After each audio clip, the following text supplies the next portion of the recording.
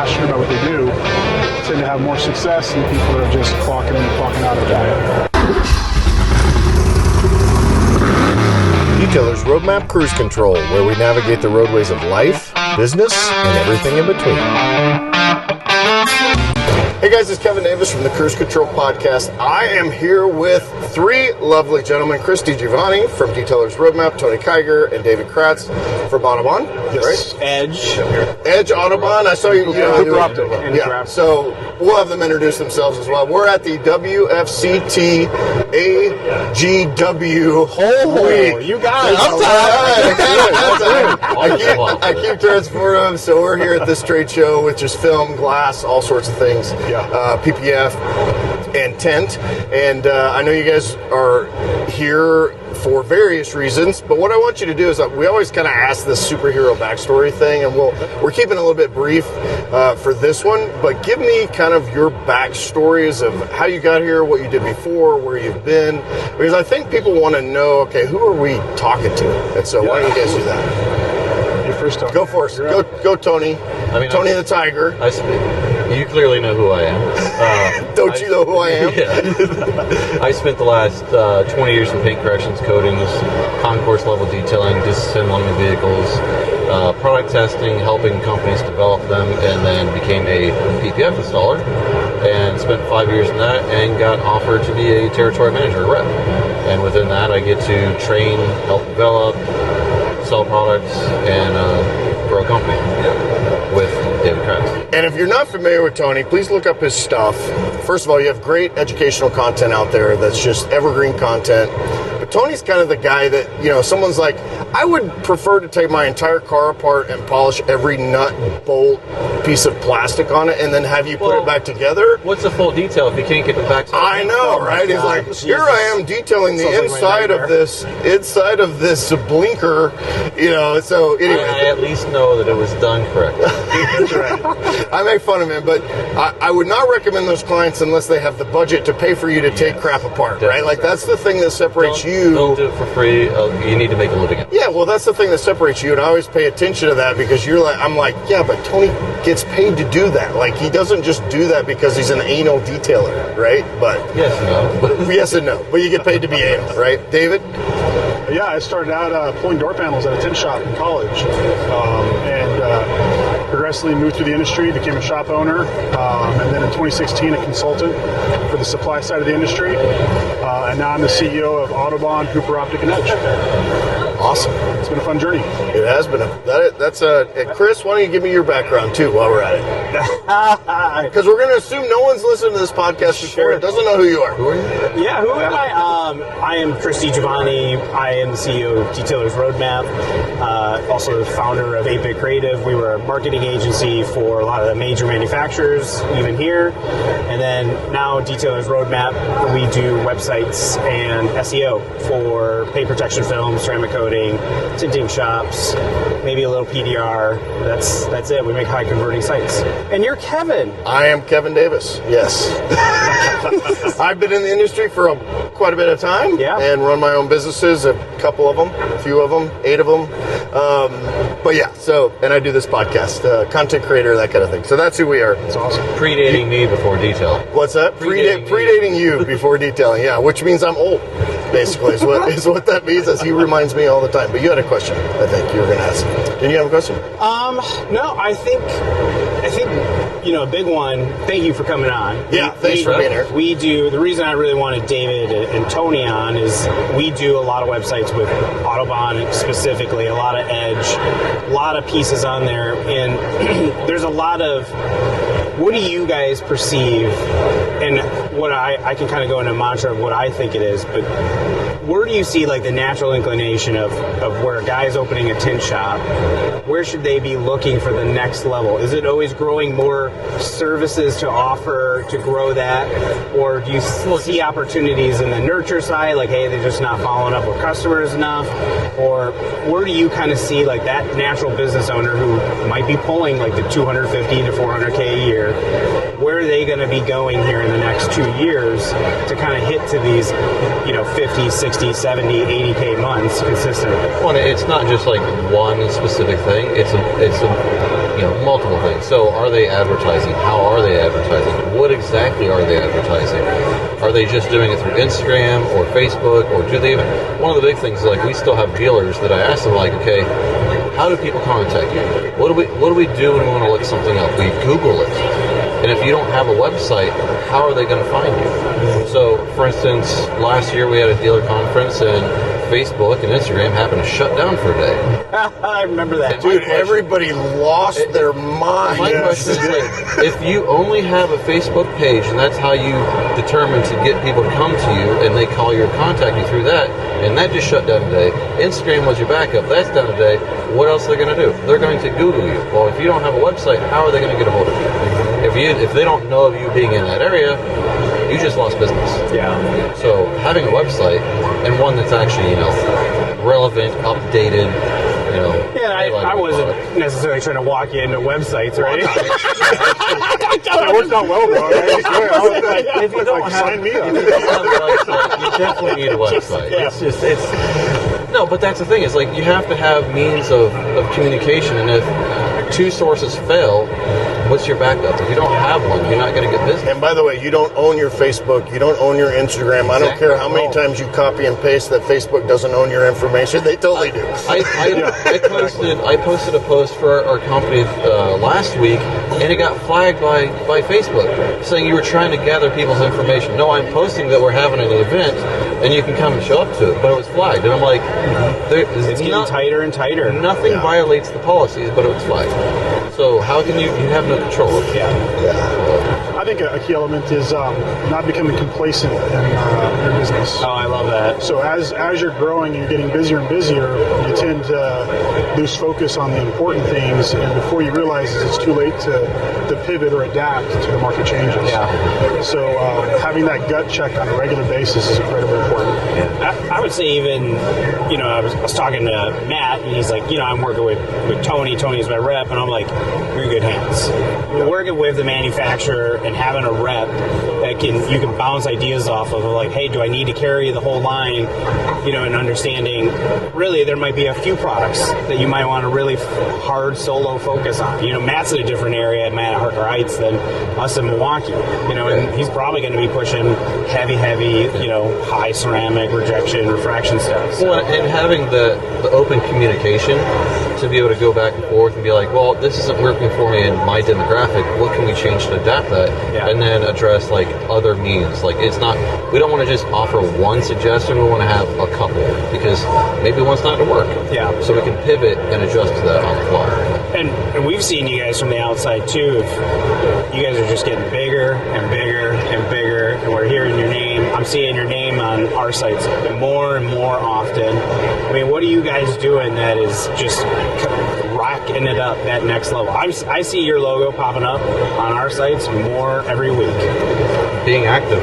Yeah. I mean, is that something other guys should be doing? Yeah. Your business if you're going to be stagnant in this industry, you're going to be forgotten. Yeah.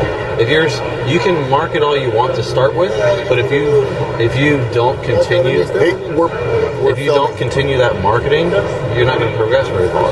Yeah. I mean, it's the same thing. Like you have to adapt to what's going on in the current industry, and if you don't, where are you going to be a year from now? I think passion's another word I'd use to describe that, and that goes back to complacency. I mean, our entire team is incredibly passionate about what we do, and people can feel that. They know it. And so, like Matthew, he knows that Tony is obsessed with what he does. He loves it, right? And he appreciates that. He's a judge at PPF competitions half the time, too. Yeah, exactly.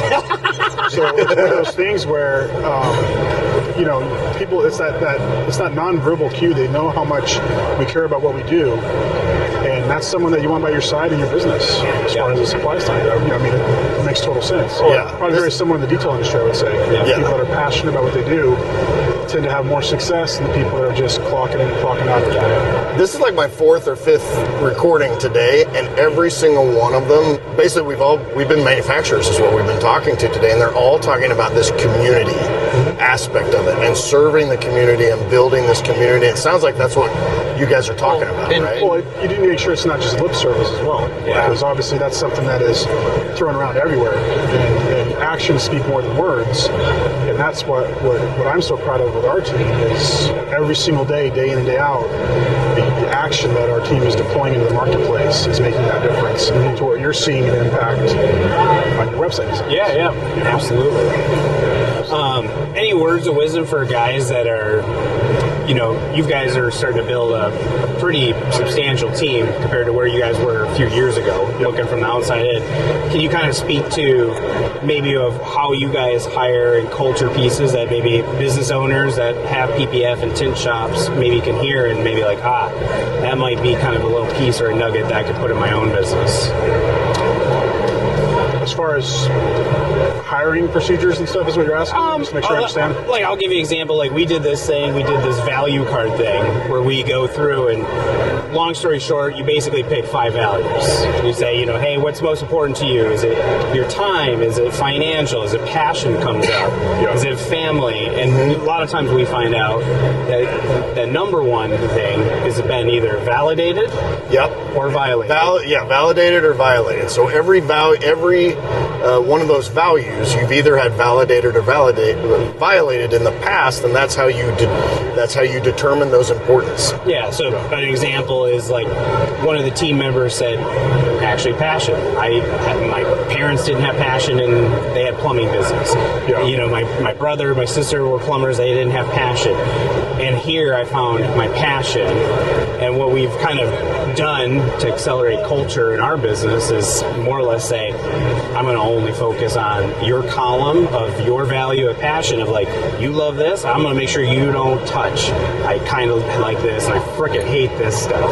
Yeah. I mean, I know yours, mine's... If you're not enjoying what you're doing, then you're not going to do it very well. But everybody's a little bit different. I mean, there might be people, and I'll be the first person to say this, that like there might be a person at work that has similar job titles that might have a somewhat decent difference of income, because one person values financial, or other person values time off. There might be a completely different, Well, I talked to Pat yesterday, and we were talking about kind of that kind of process. And Pat started out on a support role and kind of that back end, which helped him to learn. But he also he found his home as a sales guy. Like that's he's great at that, at talking to people. So it's putting people in those positions. Yeah, and I just we've seen from the outside, you guys just keep growing, and your team keeps growing, and there's a special nugget over there. Yeah, I think from my side, I was fortunate enough to, I've been in the industry for 2 decades now, and already knew a lot of people, spent a lot of time with them. So I had kind of a candid view into a lot of the team members' lives prior to them coming on board with the company. So it really helped know, who had the authentic character that you were looking for, values what we're looking for in a company. So I think that was tremendous for me as far as being able to recruit and find good fits for the company. Yeah, absolutely. I always try to ask people that most of the listeners are not going to have an opportunity to talk to CEOs, right? Especially of a film company. So they're buying the products and all that. Give us a sense of like what that old man behind the curtain kind of a thing. Like what things do they not know about product development? What goes into that, building a team, building a national network, fulfillment, all of that stuff that I think like people are like, well, that's expensive, or that does this, or it takes too long, or whatever. Like, I don't think people really understand what it's like. I would say first, plan on not sleeping for a couple years. That's the number one thing. I think also there's a fine line of making sure that the work that you're doing is effective as well. You can be spending 1,000 miles an hour and not having any efficacy with the work that you're doing. And I think that's a key element, and a lot of silent work in the background. It does help being that I've owned a shop for over 20 years now. I was an installer myself. So when it comes to product development, I know where the voids are in the marketplace fairly well. And I'm also fairly dialed into what is a good product to develop and what is not, as far as technology and what will resonate with the customer base. Yeah, so being a content specialist, maybe potentially first or second in there, before you can just go straight to the CEO role of Starbucks or something, and you don't drink coffee. I think being hands-on too is important. It's being down in the middle of it. being heavily involved with the team members too, as far as supporting them wherever I can to make sure they're experiencing success as well. I mean, he makes my job much easier. It's That's just the goal, baby. It's once again comes. Passion's a key element to it again. I'm obsessed with what I do. It's just plain and simple. Well, and like within my position, like being able to have a CEO that actually listens to what you have to say and takes constructive criticism without a negative feedback towards you, kind of thing. The repercussion fear. Yeah.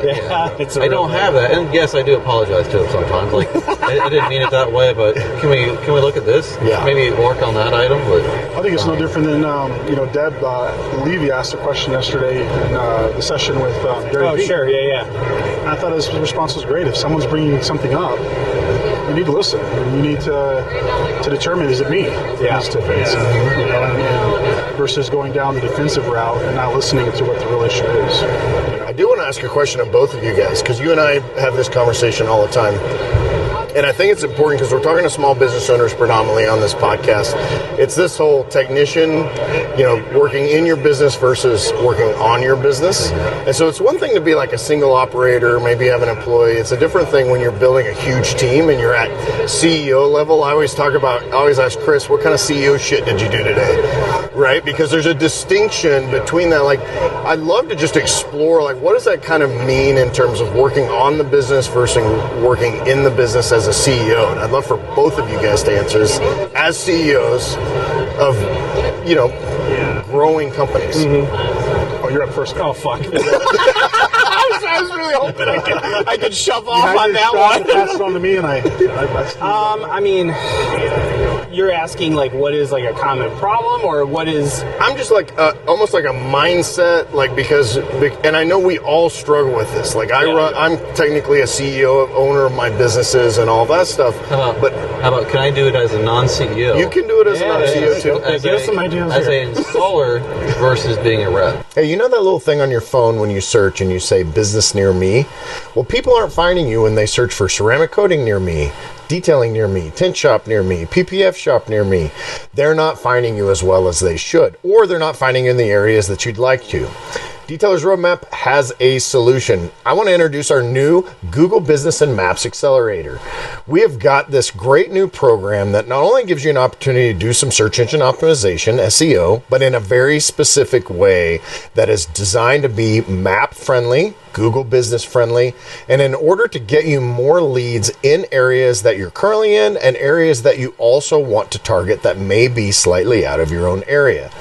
So go to detailersroadmap.com, use that little schedule a demo button at the top, and tell them in that form that you want to do the Google Business and Maps Accelerator program. Take a look at that. It's very cost effective at a very entry level price, and it's awesome. Do it. So, because what Kratz allows me to do, yes, I am a territory manager, I'm a rep, but I also do train, and I get to go to shops, whether they use our product or not, whether it's paint corrections, coatings, or PPF. I get to see both perspectives. I get to see, like, okay, what are you purchasing? How can we offer you products? How can we help your business grow? Versus, let me help you finish this car, actually install and apply it. So I get to actually see both sides, coming from the installer background to now being the support system for them to help them grow their business. It's nice to have both sides, yet I don't have to physically do the install every day, but I still get to enjoy participating in that. Participation. I would say, like, the big ones for me is that what kind of really elevated us was, in my mind, is the moment I started taking a service attitude of, like, how can I help? I mean, right now we're basically hiring a new person every month, and we have been for almost a year and a half. How can I help this person absolutely love what they do on a daily basis? Does that mean I have to potentially change the position and fix it or adjust it? And I've said this before too, is like, I'm not afraid to also let that person go and say, hey, we're not finding your passion, to his point. is like, and that's rare. We don't really run into that too often. But well, what does Gary Vee say? Hire fast, fire faster. Yeah. And I've really kind of like, I like to check in with everybody and really turn them into like, how can I make your job like you want to come in and just kill it and you love it, and what do I need to do? And a lot of times I feel like I can solve those pieces or get them adjusted or anything of that nature. And really at the end of the day, the same thing I did with my business is I love to talk to people. I love relationships. I love selling websites. Trust me, it was hard for me to let that go. But I found someone who loves selling websites and talking to people more than I do. And he loves it. That's hard to beat. It's very hard, and he loves it. And the biggest thing is putting that column, like the Grant Menard talks about. The FU column. The FU column. The FU column is everything you don't want to do in your business. And I would literally, and I started with 50 things in the stuff I hate, and I'm down to maybe only 5 or 6. And there's a middle column of, I'll do it, and then I got a whole lot of stuff I love.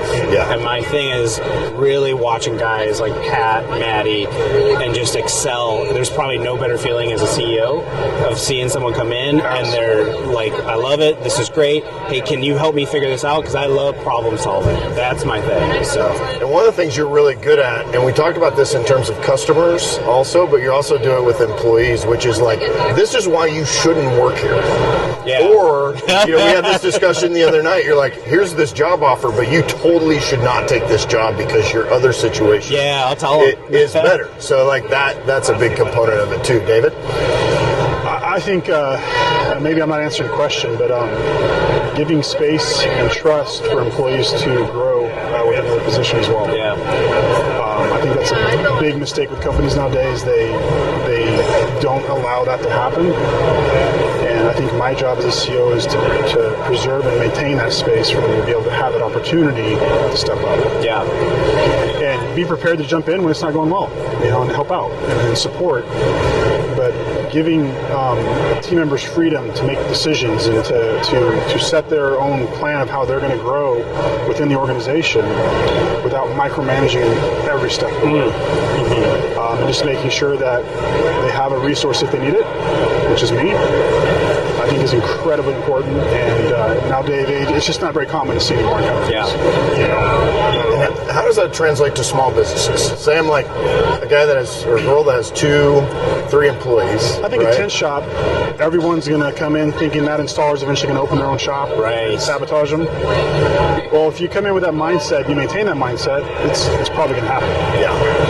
You have to be able to say, no, I'm going to trust this person to, once you've gotten past some of those fundamental blocks of having a new team member on board, to trust them.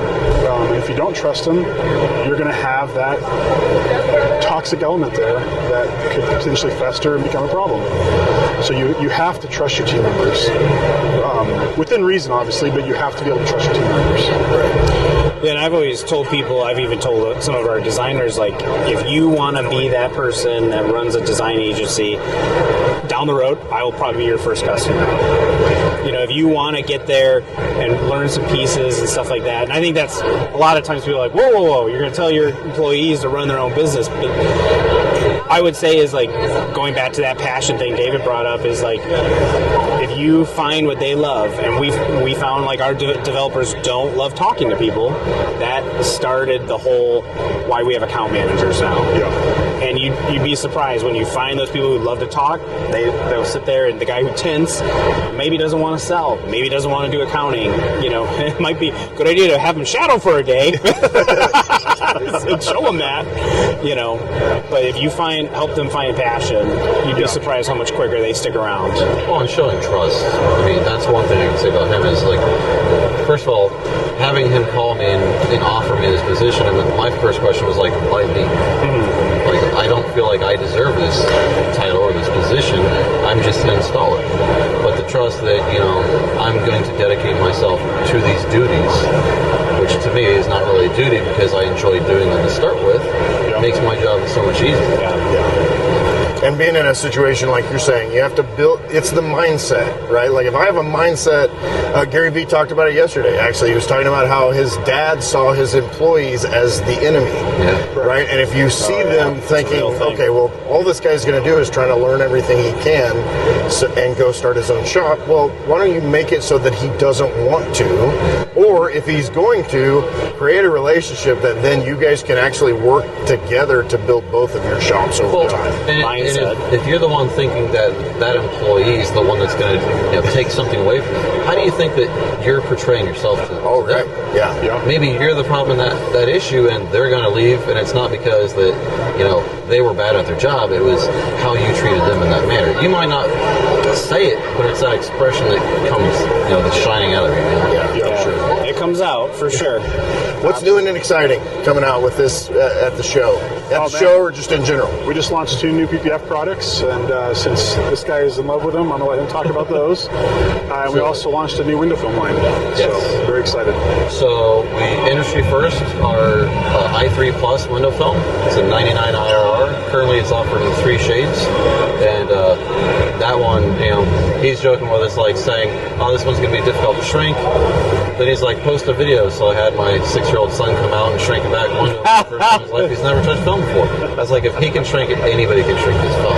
It's very easy to apply. The color is nice.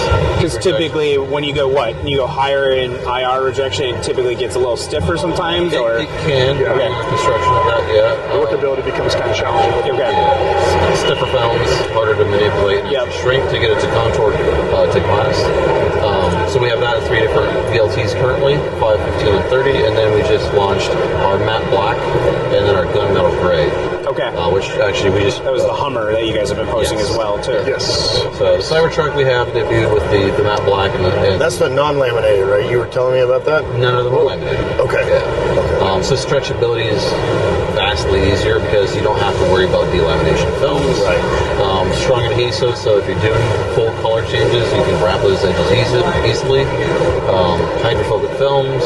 And what line is that under in the brand umbrellas? Within Automotive. Okay. So are all the new fashion films. Awesome. That's fantastic. A lot more things to come. Oh, a lot more in the works. SEMA's just around the corner, right? We'll see. Innovator die. Well, that's the thing is we wanted to stay relevant. You need to keep innovating and bringing things to the market. But the things that we want to bring are not just filler items. Right. We want things that are actually going to move, that you're going to be interested in, and that can push the industry forward instead of just becoming stagnant. Yeah, absolutely. We love that. Any other parting words, gentlemen? No, how do we find more out about you guys? Yeah, how do we learn more about? Contact him right now. All right. Yeah, here's David's his cell phone number. I was totally going to give your cell phone number. But I just caught myself. I'm like, no, that's not funny. That opens up the can big time. And then also, why do I know his cell phone number? Yeah, right. They're getting kind of weird. I don't even know my cell phone number. You can go to audubonwindowfilms.com or you can contact us direct. My number's out there, 740-610-5703. You can contact me at tkiger@audubonwindowfilms.com. We're very easy to access, whether it's Instagram, Facebook, website. And they always tell us if we screw something up on a website, where the paragraph is supposed to be here, not there. So we always appreciate that. Well, that's one of our things that we love with strategic partners at the manufacturing levels, because we want to make sure the information is correct so that we can both serve the manufacturer and their customers who are also our partners. Yeah. Right? I'm like, that's the wrong image. Here, changes. I'll send it to you. Yes. So, nice. All right. Cool. Well, I appreciate you guys. Thank you guys. Thank you so much. All right. Appreciate it. Thank you. Thank you. Appreciate it. Head over to detailersroadmap.com and get your one-stop success solution today.